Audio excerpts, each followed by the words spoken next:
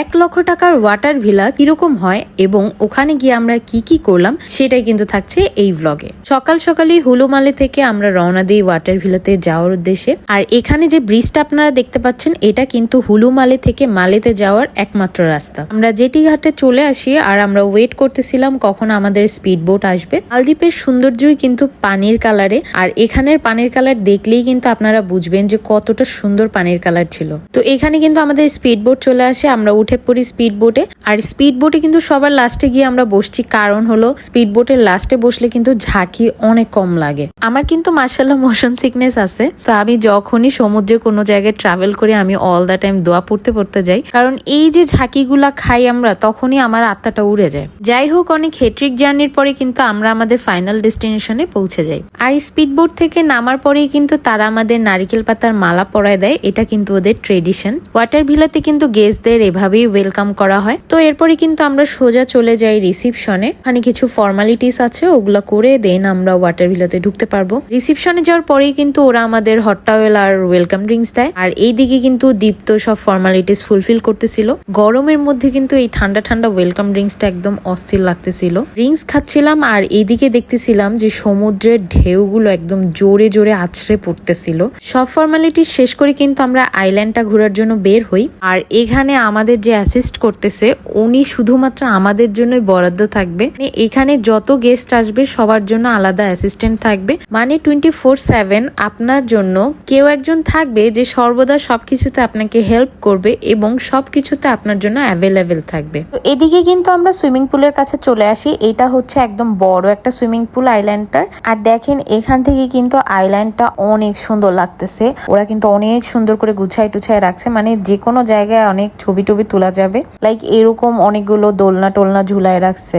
আর এই আইল্যান্ডে কিন্তু ওদের নিজস্ব ওয়াটার স্পোর্টসও আছে, তবে এগুলো করতে গেলে কিন্তু আলাদা চার্জ অ্যাড হবে। পুরো আইল্যান্ডটা ঘোরার পরে আমাদের নিয়ে আসে লাঞ্চের জন্য। আর লাঞ্চে এখানে আমাদের মেনু দিয়ে দেয়, এখান থেকে আমাদের যেটা ইচ্ছা আমরা সেটা অর্ডার করতে পারবো। তো অর্ডার দেওয়ার পরপরই কিন্তু ওরা আমাদের ব্রেড অ্যান্ড ন্যাচোস এগুলো দিয়ে যায়। এগুলো হচ্ছে ওরা খাবারের আগেই এমনি দেয়, যাতে খাবার আসার আগে আপনার মুখটা চলতে থাকে, এটার জন্যই। দেন আমাদের স্টার্টার চলে আসে। আর স্টার্টারই কিন্তু ছিল টুনা ফিশের সাশিমি টাইপ কিছু একটা, সাথে ছিল সমোচা। সমোচার টেস্ট কিন্তু নর্মাল আলু সমোচার মতনই ছিল, বাট সারপ্রাইজিংলি টুনা ফিশের যে স্টার্টারটা ছিল এটা কিন্তু আমাদের কাছে খুবই ভালো লাগে। দেন আমাদের কাছে চলে আসে স্যুপ, আর এই স্যুপটা খেতে কিন্তু একদম নর্মাল ভেজিটেবল স্যুপের মতনই ছিল। আমরা যে রেস্টুরেন্টে বসে খাচ্ছিলাম এটা কিন্তু ঠিক বিচের সামনেই ছিল, আর সমুদ্র দেখতে দেখতে কার না খেতে ভালো লাগে। তো যাই হোক, এরপরে চলে আসে আমাদের মেইন ডিশ, এটা ছিল গ্রিল স্যামন। আর সাথে আমরা দিই হচ্ছে স্টেক, বিফের স্টেক ছিল এটা। ওদের প্রত্যেকটা খাবারের প্রেজেন্টেশন এত সুন্দর ছিল, মানে আপনি যখন এই জিনিসটা খাবেন আপনার নিজেরই মনে হবে যে আপনি একটা 5 স্টার জায়গায় আসছেন। আর খাবার নিয়ে কি বা বলবো, ওদের প্রত্যেকটা খাবারের টেস্ট কিন্তু অসাধারণ ছিল। নর্মালি কিন্তু ওয়েস্টার্ন ফুড সব জায়গায় ভালো হয় না, বাট আলহামদুলিল্লাহ এখানের ওয়েস্টার্ন ফুড খেয়ে আমাদের খুবই ভালো লাগছে। এরপরে আমাদের ডেজার্টও চলে আসে। দেন আমরা আমাদের ডেজার্ট গুলো এনজয় করি। এরপরে কিন্তু আমরা চলে যাই আমাদের কাঙ্ক্ষিত স্বপ্নের ওয়াটার ভিলা দেখতে। খুবই এক্সাইটেড ছিলাম এই দিনটার জন্য। তো এটা কিন্তু ছিল আমাদের ওয়াটার ভিলাতে ঢুকার এন্ট্রেন্স। এরকম একটা বড় দরজা ছিল, সো এটা খুলে ঢুকলেই কিন্তু ছিল আমাদের জন্য প্রাইভেট পুল, সাথে কিন্তু টেবিল চেয়ারও ছিল বসার জন্য। এরপরে কিন্তু আমরা সোজা ঢুকে গেলাম আমাদের রুমে। আর রুমে ছিল একটা বড় কিং সাইজের বেড, পাশে 2টা ডিভান ছিল। আর রুমের সাইজটা কিন্তু অনেক বড় ছিল, যার কারণে 2টা এসি দেওয়া হয়েছে। রুমের একটা সাইডে কিন্তু দেওয়া ছিল মার্শেলের স্পিকার, ফ্রুটস, তারপরে স্পার্কলিং ওয়াটার। রুমের 2টা সাইডে কিন্তু সেম টাইপের 2টা কাভার্ড ছিল। এরপরে কিন্তু চলে যাচ্ছে এই রুমের সবচেয়ে ইউনিক একটা জায়গায়, যেটা হচ্ছে ওয়াশরুম। মানে আমার জিন্দিগিতে এত সুন্দর ওয়াশরুম আমি কখনো দেখি নাই। ওয়াশরুমের ফ্লোর থেকে কিন্তু নিচের একদম নীল পানি দেখা যাচ্ছিল। আর ওয়াশরুমটা একদম ওপেন ওয়াশরুম ছিল, সাথে জাকুজিও ছিল। ওয়াশরুমের পাশেই কিন্তু ফ্রিজ ভর্তি সফট ড্রিঙ্কস ছিল, জুস ছিল, চিপস ছিল, চকলেট ছিল। এগুলো পুরাটা আমাদের জন্য ছিল। চা কফিরও ব্যবস্থা ছিল। একটা জোস জিনিস দেখাই, এখানে কিন্তু একটা উইন্ডো টাইপ ছিল, যেটা খুলে দিলে আপনি ওয়াশরুমে থাকলেও ওখান থেকে আপনি ফুল সমুদ্রের ভিউ নিতে পারবেন। আমার আর দীপ্তর অনেক দিনের ড্রিম ছিল যে মালদ্বীপে এরকম একটা ওয়াটার ভিলাতে আমরা থাকবো। আর শুকর আলহামদুলিল্লাহ যে আল্লাহ আমাদের এই সুযোগটা করে দিছে।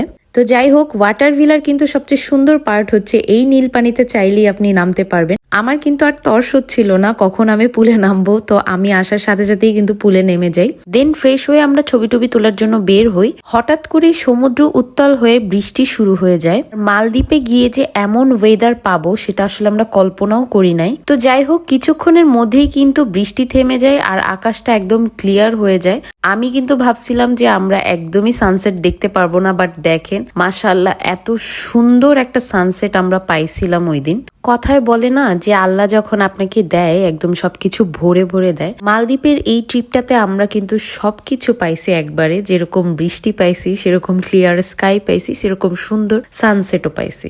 আলহামদুলিল্লাহ, আমার লাইফের বেস্ট সানসেট আমি মালদ্বীপে দেখছি।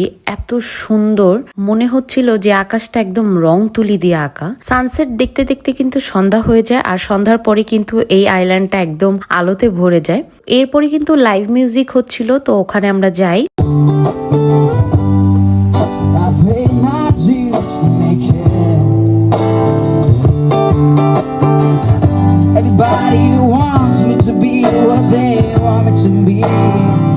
তো লাইভ মিউজিক শুনতে শুনতে কিন্তু আমি আর দীপ্ত ড্রিঙ্কস খাচ্ছিলাম। এখানে কিন্তু আনলিমিটেড ড্রিঙ্কস ছিল আমাদের জন্য। তো এরপরে কিন্তু আমরা রেস্ট নেওয়ার জন্য রুমে চলে আসি, আর রুমের লাইটিং কিন্তু রাতের বেলা এরকম থাকে, আর প্রত্যেকটা ভিলার নিচে কিন্তু লাইট দেওয়া থাকে যাতে আপনারা পানিটাও দেখতে পারেন। তো রেস্ট নেওয়ার পরে আমরা বাগি কল করি, আর বাগি দিয়ে আমরা হচ্ছে রেস্টুরেন্টে যাই।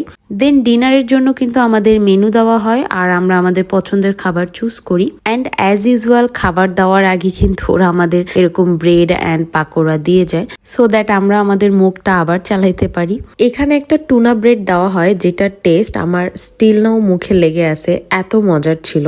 একদমই ঝাল ঝাল একটা টুনা ব্রেড ছিল, সাথে ডিপস ছিল। আমি তো খালি ওইটাই খাচ্ছিলাম বসে বসে। তো যাই হোক, এরপরে কিন্তু আমাদের স্টার্টার চলে আসে, আর স্টার্টারে ছিল হচ্ছে ড্রামস্টিক। দেন আমাদের স্যুপও চলে আসে, আর স্যুপটা ছিল টমেটো বেসড বিফের। অনেকগুলো বিফের চাংস ছিল। ওদের প্রত্যেকটা খাবার অনেক মজা, খুবই জোস।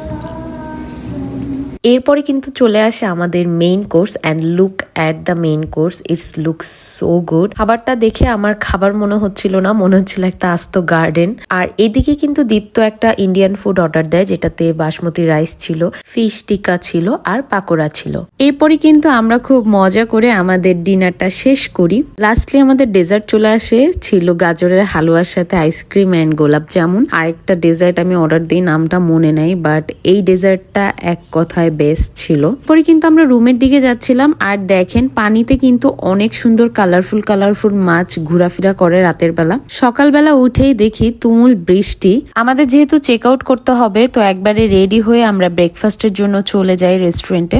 ওয়াটার ভিলাতে লাস্ট মিলের জন্য আমাদের মেনু কার্ড দেওয়া হয়, তো আমরা অ্যাজ ইউজুয়াল আমাদের পছন্দ মতন খাবার চুজ করি। প্রথমে আমরা যে ফুডটা অর্ডার দিই সেটা কিন্তু চলে আসে, দেখতেই পাচ্ছেন এটা দেখতে কি সুন্দর লাগতেছে। তো এখানে কিন্তু দীপ্ত আমাকে বলতেছিল যে ওর কাছে এই ডিশটা একদমই ভালো লাগে নাই। তো যাই হোক, এরপরে কিন্তু আমাদের ব্রেকফাস্টের সব আইটেম গুলো দিয়ে যায়। এখানে ছিল স্ক্রাম্বলড এগ সাথে গ্রিল ফিশ, আর ছিল মিনি স্টেক, হ্যাশ ব্রাউন আর সসেজ। তো আলহামদুলিল্লাহ এই আইল্যান্ডের কিন্তু লাস্ট মিলটা আমরা খুব মজা করে খাই। আর আমরা যে প্যাকেজটা নিয়েছিলাম এটাতে কিন্তু এগুলো সবকিছু ইনক্লুডেড ছিল।